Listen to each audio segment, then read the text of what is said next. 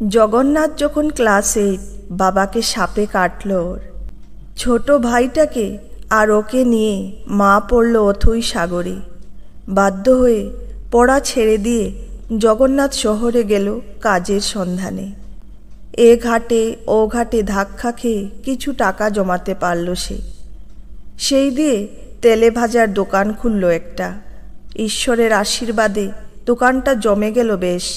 হু হু করে কাঁচা টাকা ঢুকতে লাগলো পকেটে। এর মধ্যে একদিন বাড়ি গিয়ে সে দেখল ছাদের টালিগুলো ভেঙে ভেঙে গেছে। বৃষ্টি হলেই ঘরে জল পড়ে। ভাবল টালির জায়গায় টিনের চালা করে নেবে এবার। কিছুদিন থাকতে হবে বাড়িতে, তা হোক। পরদিন থেকেই ছাদ মেরামতির কাজ শুরু করে দিল। দিন 5 থাকবে, এরপরেও কাজ বাকি থাকলে ভাই সামলে নিতে পারবে। ছোট ভাইটা 11 ক্লাসে পড়ছে এখন। নিজে তো পড়তে পারেনি, ভাইটা পড়ুক। তার মধ্যে একদিন বিকেলে মা বলল পরাণ মণ্ডলের বাড়িতে মনসা পূজার নেমন্তন্ন আছে, সবাইকে যেতে হবে। ছোটবেলায় মা বাবার সাথে পরাণ কাকার বাড়িতে কতবার গেছে মনসা পূজার প্রসাদ পেতে। মায়ের কথায় তাই রাজি হয়ে গেল। সেটাই ওর কাল হলো। আবার বলা যায় সেখান থেকেই ওর জীবনটা পাল্টে গেল। পরাণ কাকার বাড়িতে কুসুমের সাথে দেখা হলো জগন্নাথের।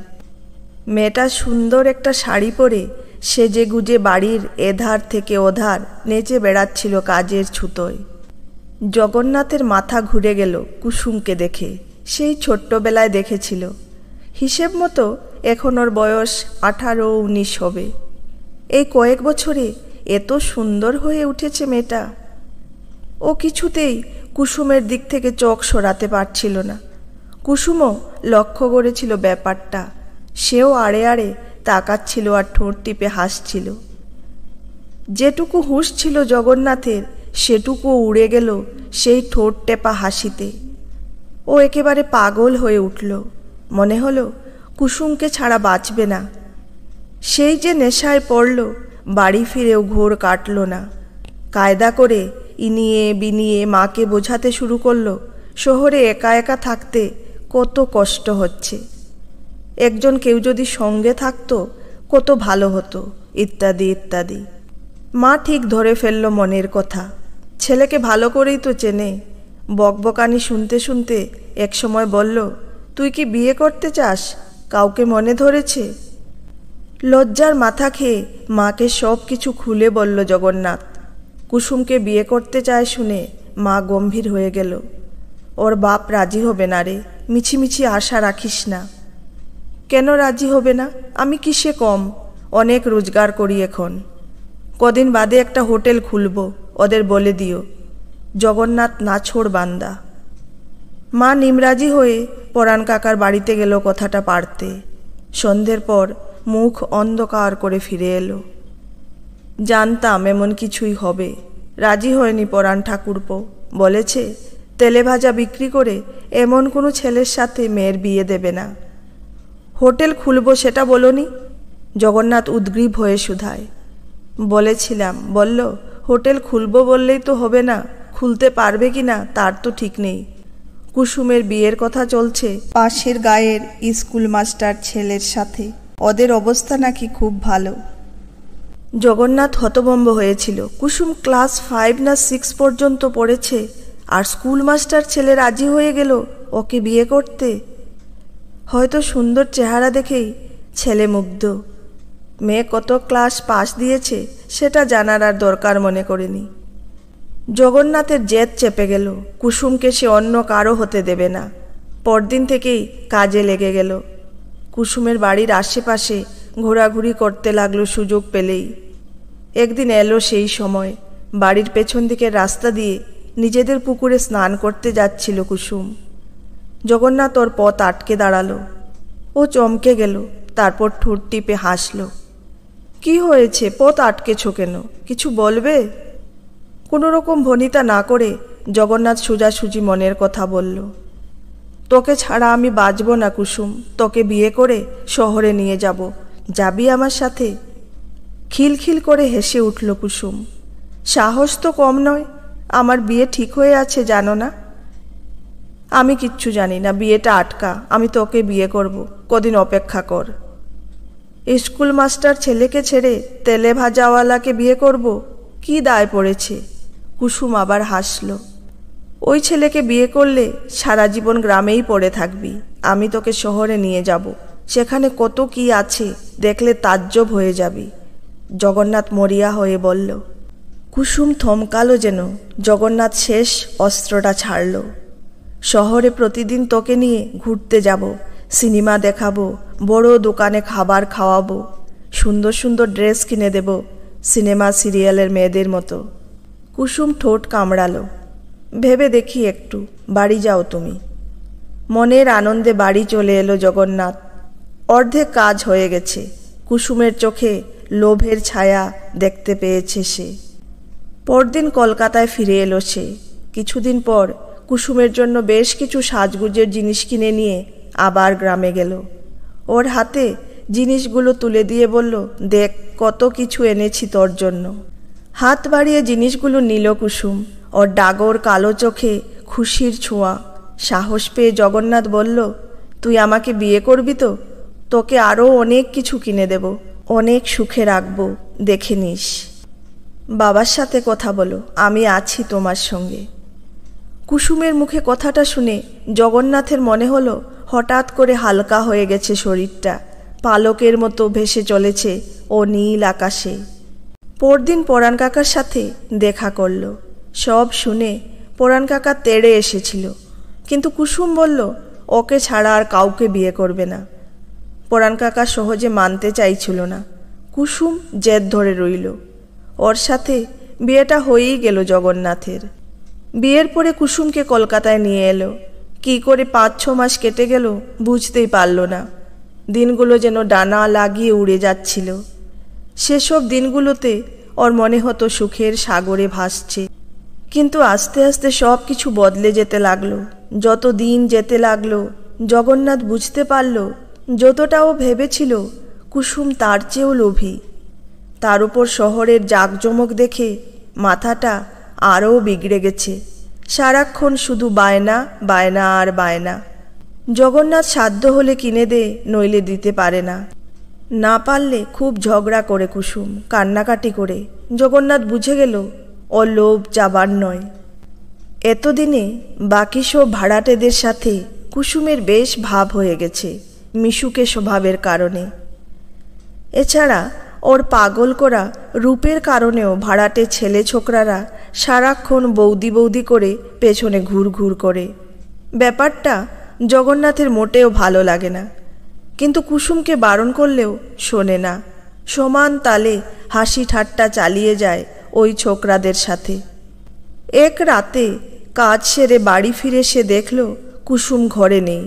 পাশের ভাড়াটে বৌদি বলল কুসুম নাকি সিনেমা দেখতে গেছে পারুল, মনীষ আর টিয়ার সাথে।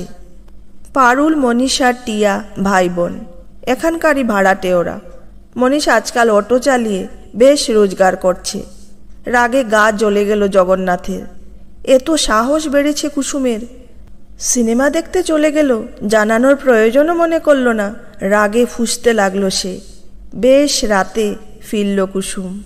জগন্নাথকে বসে থাকতে দেখে বলল, খেয়ে নিয়েছ তো? রান্নাঘরে খাবার ঢাকা দিয়ে রেখেছিলাম। জগন্নাথ গুম হয়ে রইল। কুসুম হাসার চেষ্টা করে বলল, দেখো না, মনীষ একটা পাগল। জোর করে বন্ধের সাথে আমাকেও সিনেমায় নিয়ে গেল।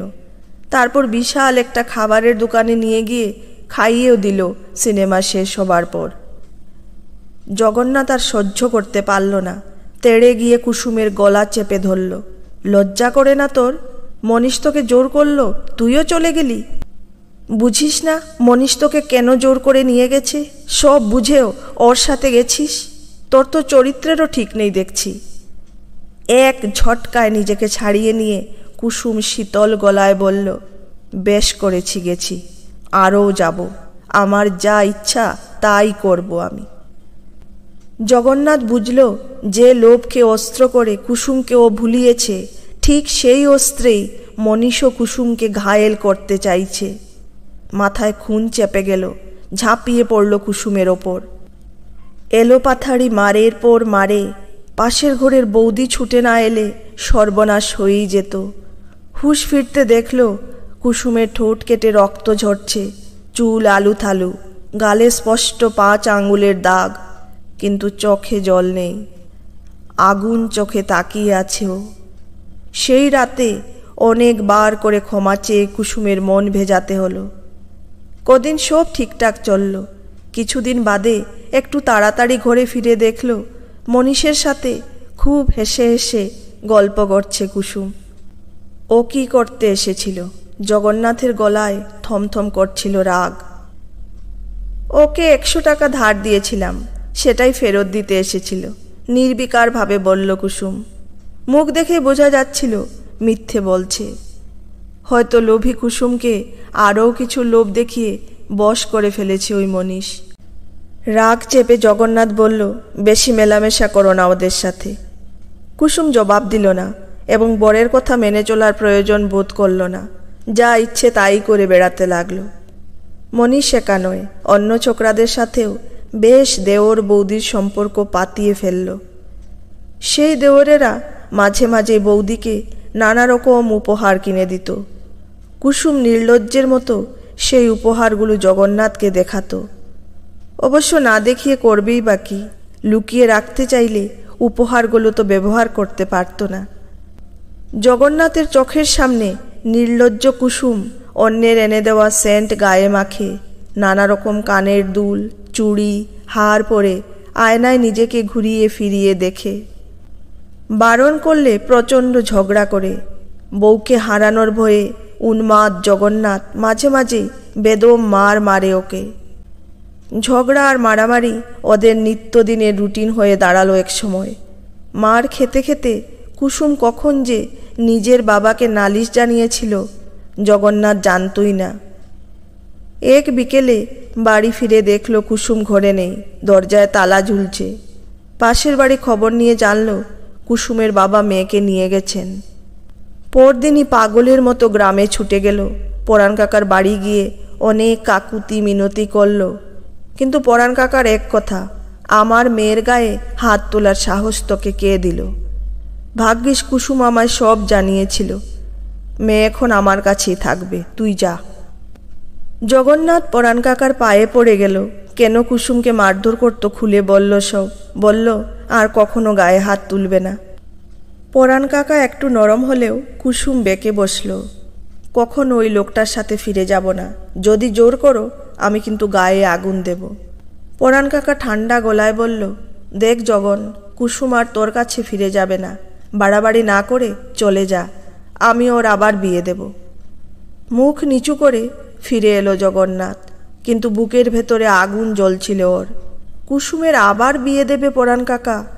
কুসুম অন্য কারো হয়ে যাবে এমনটা হতেই দেবে না। ওকে গুম হয়ে বসে থাকতে দেখে মা বারবার বোঝালো, এ তো কেন ভাবছিস বাবা? যে মেয়ে তোকে ছেড়ে অন্য পুরুষদের সাথে রং ঢং করে বেড়ায়, সে গেছে তো ভালোই হয়েছে, আমিও তোর আবার বিয়ে দেব। জগন্নাথকে স্পর্শও করল না কথাগুলো। ওর মাথায় একটাই চিন্তা, কুসুমকে আটকে রাখবে কি করে। অনেক ভেবে একটা জবরদস্ত বুদ্ধি মাথায় এলো। বুদ্ধিটা কাজে লাগাতে পারলে কুসুম কখনো অন্য কারো হয়ে যেতে পারবে না। কুসুমকে হারানোর ভয়ে ও আর মানুষ ছিল না, কোনো দানব দখল করে নিয়েছিল চেতনা। পরদিন কেরোসিন তেল জোগাড় করে লুকিয়ে রাখলো। কয়েকটা খালি কাঁচের শিশি, বোতল, অনেকগুলো বড় বড় পেরেক জোগাড় করে ব্যাগে ভরে রাখলো। সব ঠিকঠাক করে রেখে হিংস্র উল্লাসে রাত গভীর হওয়ার অপেক্ষা করতে লাগলো। গভীর রাতে সবাই যখন ঘুমিয়ে পড়েছে, চুপি চুপি সব জিনিসপত্র নিয়ে বেরিয়ে পড়ল সে পরাণ কাকার বাড়ির উদ্দেশ্যে। নিঝুম বাড়িটার কোণের দিকের একটা ঘরে বুড়ি ঠাকুমার সাথে ঘুমোচ্ছে কুসুম। জগন্নাথ জানত। ব্যাগ থেকে পেরেকগুলো বের করে পুকুরে যাওয়ার রাস্তায় সার বেঁধে উল্টো করে মাটিতে গেঁথে রাখল। তারপর কাচের শিশি বোতলগুলো ভেঙে টুকরো টুকরো করে সেই রাস্তায় ছড়িয়ে দিল। পেরেকের ছুচলো মাথাগুলো মাটির উপরে জেগে রইল, আর ভাঙা কাচে সেই রাস্তা আর চলার যোগ্য রইল না। কাজ শেষ হলে ধীরে সুস্থে কুসুম যে ঘরে ঘুমোচ্ছে বাইরে থেকে সেই ঘরের দরজায় শেকল তুলে দিল। কেরোসিন তেল ছিটিয়ে ছিটিয়ে দিল চারধারে, তারপর দিল আগুন ধরিয়ে। কেরোসিন আগুন টেনে নিল নিমেষের মধ্যে, দাউ দাউ করে জ্বলে উঠল ঘর। সে দূরে দাঁড়িয়ে নিশ্চিন্তে দেখতে লাগলো সেই আগুন। গায়ে আগুন দিতে চেয়েছিলি না তুই, আমিই দিয়ে দিলাম আগুন, এবারে পুড়ে মর। আমার থেকে আলাদা হতে চাইছিলি, ও তো সোজা নয়, এবারে বোঝ। ভেতর থেকে কুসুম প্রাণপণে দরজা ধাক্কাচ্ছিল। ওর আর্তচিৎকারে বাড়ির সকলের ঘুম ভেঙে গেল। ছুটে বাইরে বেরিয়ে আগুন দেখেই তারা দিশেহারা হয়ে পুকুরের দিকে ছুট লাগালো জল আনবে বলে।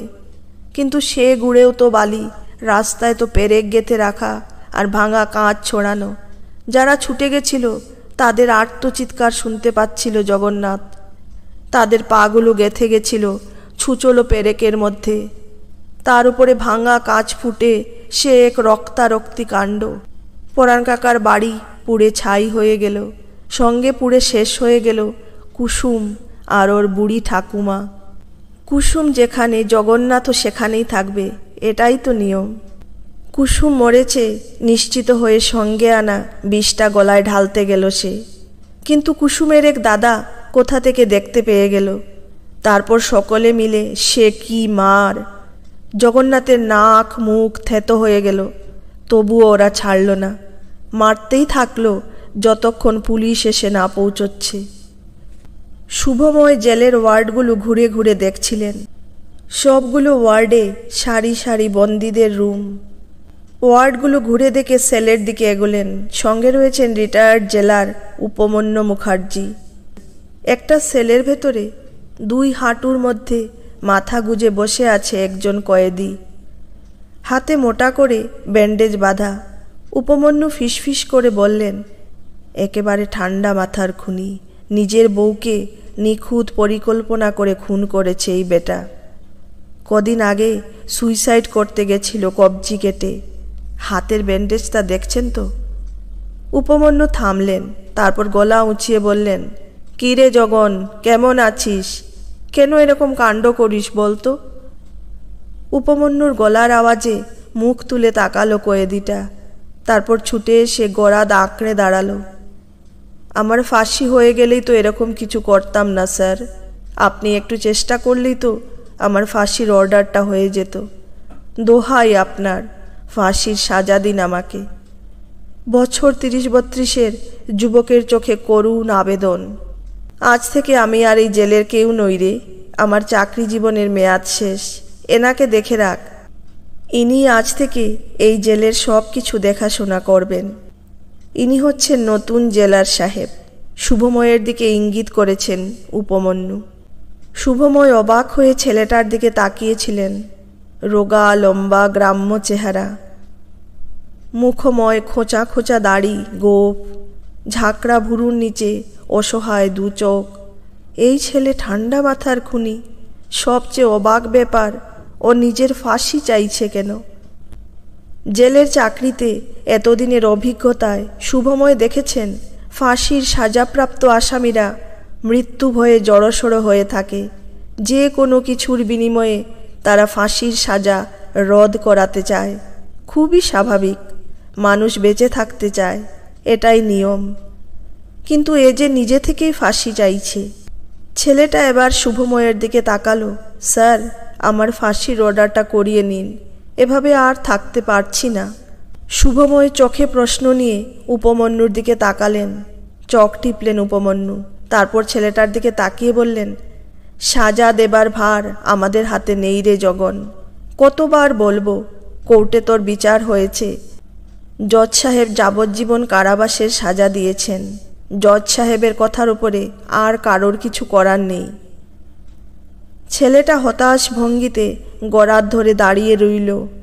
শুভময়কে সঙ্গে নিয়ে বেরিয়ে এলেন উপমন্যু।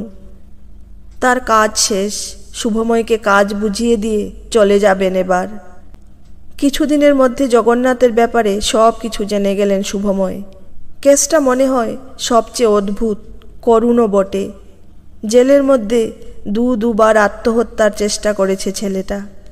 জগন্নাথের হাতের ব্যান্ডেজ খোলা হয়েছে। বিশাল এক ঝাঁটা হাতে খোলা জায়গাটা ঝাড় দিচ্ছিল সে। শুভময় ওকে ডেকে নিজের সামনে বসালেন। জগন্নাথ মাথা নিচু করেছিল। কেন এমন কাণ্ড করেছিস বলতো? সাজা কাটিয়ে নতুন করে জীবন শুরু কর। মরে গেলে কার কি লাভ? কুসুম নেই, আমি বেঁচে থেকে কি করব? আমাকে ফাঁসির সাজা দিন স্যার। কেন বউটাকে খুন করতে গেলি বলতো? একটু নড়ে চড়ে বসল জগন্নাথ। খুন কোথায়? ওকে আমার কাছে ধরে রাখতেই তো কাজটা করতে হলো। মানে? অবাক শুভময়। আগে আমার বউ কুসুম বড় অবাধ্য ছিল, কোনো কথা কানেই নিত না। এমন অবাধ্য মেয়ে মানুষকে বেঁধে রাখতে গেলে ওইটুকু করতেই হতো। কিন্তু ওর থেকে আলাদা হয়ে তো আমি বেঁচে থাকতে চাইনি। ওরাও আমায় মরতে দিল না, আপনারাও দিচ্ছেন না। জগন্নাথ ফুঁপিয়ে উঠল। শুভময় স্তব্ধ হয়েছিলেন। গ্রাম্য নিরীহ একটা ছেলে কি করে ঠান্ডা মাথায় পরিকল্পনা করে খুন করল? জগন্নাথ তো কখনো অপরাধী ছিল না, তবে এই নৃশংস অপরাধ ঘটালো কি করে? শুধুই কি ভালোবাসার জন্যে? এ কেমন ভালোবাসা! দুহাতে মুখ ঢেকে কাঁদতে থাকা জগন্নাথের দিকে তাকিয়ে তার মনে হলো আকুল হয়ে চেয়েও মৃত্যু ধরা দিচ্ছে না ওর কাছে। প্রতিনিয়ত তীব্র দহন জ্বালায় জ্বলছে ও। যতদিন বাঁচবে এভাবেই জ্বলে পুড়ে বেঁচে থাকবে। এর চেয়ে বড় শাস্তি বুঝি আর কিছুই হতে পারত না। উঠে গেলেন শুভময়। মনটা ভার হয়ে আছে। জগন্নাথ নাকি কুসুম, কার জন্য মন খারাপ হচ্ছে বুঝে উঠতে পারছেন না ভালো করে।